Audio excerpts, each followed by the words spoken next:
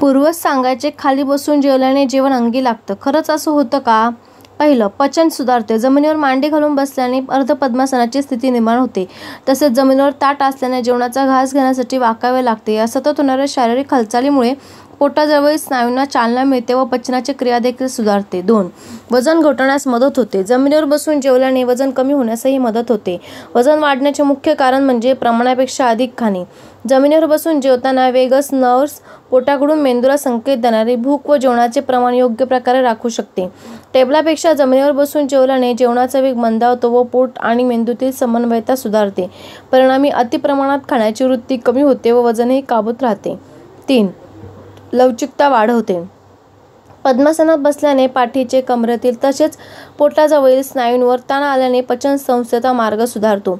अशा स्थितीत बसल्याने पोटावर ताण येण्याऐवजी जेवण पचण्यास व ग्रहण करण्यास मदतच होते.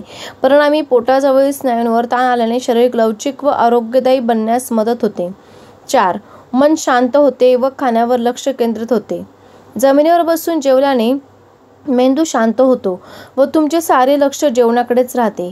मनाची अस्थिरता कमी झाल्याने जेवणातून मिळणारी पोषक तत्वे शरीर अधिक उत्तम प्रकारे ग्रहण करण्यास समर्थ होते. 5. कुटुंबातील सदस्यांशी जवळीक वाढते. दिवसातील किमान एका जेवणाचा आपल्या कुटुंबासोबत जरूर आनंद घ्यावा. दिवसभरातील शीण व ताणतणाव हलका होतो. तसेच एकमेकांशी बोलल्याने काही समस्यांतून मार्ग शोधण्यास मदत होते व नकळत कुटुंबातील सदस्यांशी जवळीक वाढते. 6. शरीराची स्थिती पॉश्चर सुधारते. शरीराची स्थिती उत्तम राखणे ही निरोगी आरोग्याची गमक आहे. शरीरातील काही स्नायू व सांध्यांवरील अतिरिक्त ताण कमी करून थकवा कमी होण्यास देखील मदत होते. जमिनीवर बसून जेवताना पाठी कणा ताठ राहतो व पोट, खांदा व पाठीच्या स्नायूंची योग्य प्रमाणात हालचाल होते. 7. दीर्घायुष्य बनवते. ही अतिशयोक्ती नाही. जमिनीवर बसून जेवल्याने आयुष्य वाढते. जमिनीवर मांडी घालून बसलेली व्यक्ती जर कशाचाही आधार न घेता उठली तर त्यांचे आयुष्यमान अधिक आहे असे समजावे.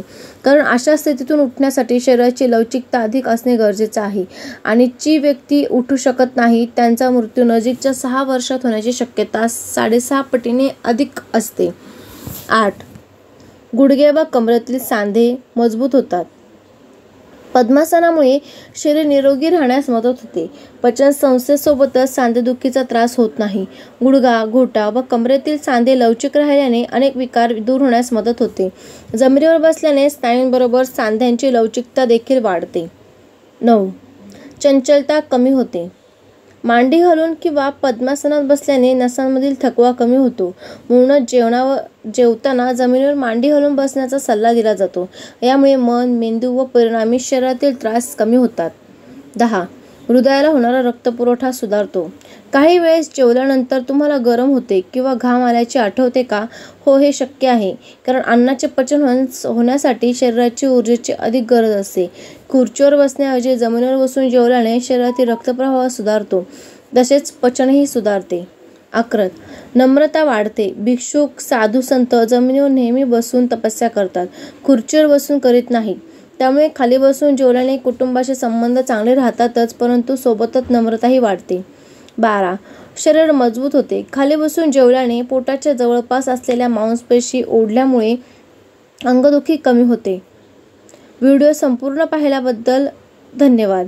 वरील टिप्स महत्त्वपूर्ण वाटल्यास चॅनलला लाईक व शेअर करा व अशाच नवनवीन टिप्ससाठी सबस्क्राईब करायला विसरू नका. धन्यवाद.